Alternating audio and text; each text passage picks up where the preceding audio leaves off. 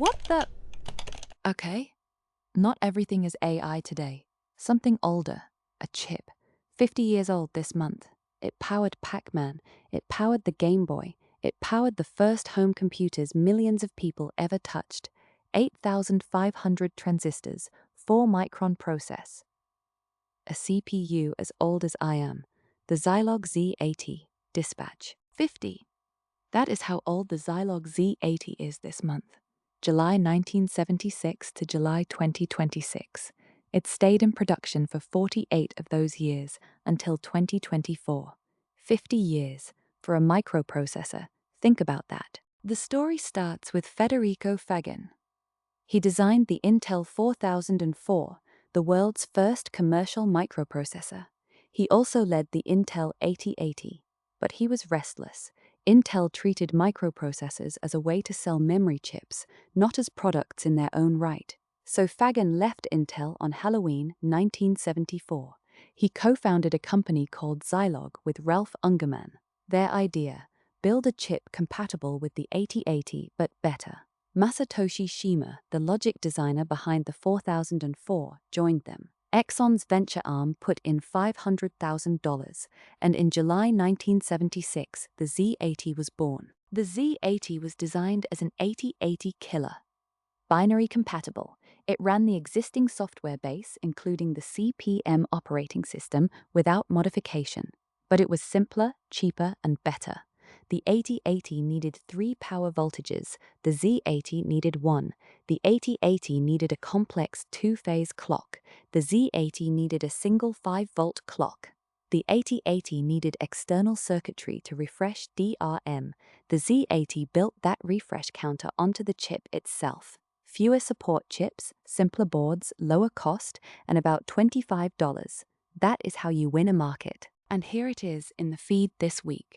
Electronic Design magazine, posting to celebrate. The Z80 helped power some of the most memorable computers, game consoles, and arcade machines of the 1970s, 1980s, and beyond. Not a trending topic, not a model launch, just a chip turning 50. And for once, the feed agreed. Look at it. That white ceramic rectangle with the gold square in the center. That is the Z80. 40 pins, 8,500 transistors, built on a 4-micrometre process. For comparison, the chip in your phone has somewhere around 15 billion transistors on a 3-nanometer process. The Z80 has 8,500, and it ran Pac-Man. It ran the Game Boy. It ran the first computers millions of families ever brought home. The machines. Pac-Man, the arcade cabinet that ate the world. The Sinclair ZX Spectrum, rubber keys, 16 kilobytes of RAM, the computer that taught a generation of British children to code. The TRS-80, sold in Radio Shack stores across America. The Nintendo Game Boy, a modified Z80 running Pokémon, Tetris, Zelda, 118 million units. The Sega Master System, the ColecoVision, the Osborne One, the first portable computer, and the Texas Instruments graphing calculators that still sit in classrooms today. The Z80 was not in some computers, it was in all of them. The numbers. 8,500 transistors on a 4-micrometre process. For context, the Intel 8080 had about 4,500. The rival MOS 6502 had about 3,500. The Z80 was the big brute of the 8-bit era. Clock speed started at 2.5 MHz, reached 20 MHz in the final CMOS versions. Price, about $25 at launch, roughly $145 today. Production run, 48 years. 48. There was a war. In the late 70s and early 80s, the world split in two. On one side, the Z80, Sinclair, Amstrad, the MSX Standard, Nintendo's Game Boy, Sega's consoles. Big, brute force, lots of registers. On the other, the MOS 6502, Commodore, Apple, Atari, the BBC Micro. Small, cheap, elegant. The first glimpse of RISC on the horizon. The fanboy war was eternal. But the Z80 won by sheer numbers. The Game Boy alone sold 118 million units. The 6502 never had an answer to that. The engineering was extraordinary. The Z80 had a shadow register bank, a complete duplicate set of registers that could be swapped in just 4 clock cycles, faster than reading even a single byte from memory. It had 2 new index registers, IX and IY, with base plus offset addressing. It had block instructions. The LDIR instruction, load, increment, repeat, could copy an entire block of memory in a single opcode. And here is the secret. The 8080 already used all 256 opcode slots, so the Z80 designers found redundant slots, alternative opcodes that did the same thing, and repurposed them as prefix bytes for new instructions. A hack within a hack within a hack, 8,500 transistors doing the work of twice that. Oh, and they planted 6 transistor traps on the die to delay reverse engineering. An NEC engineer later said those traps cost them 6 months. And here is the Cold War chapter. Behind the Iron Curtain, the Z80 was reverse engineered as the U880, produced in East Germany at a state semiconductor factory, no license from Zilog, a true copy, traps and all. It powered Eastern Bloc home computers like the KC-85 and the Robotron.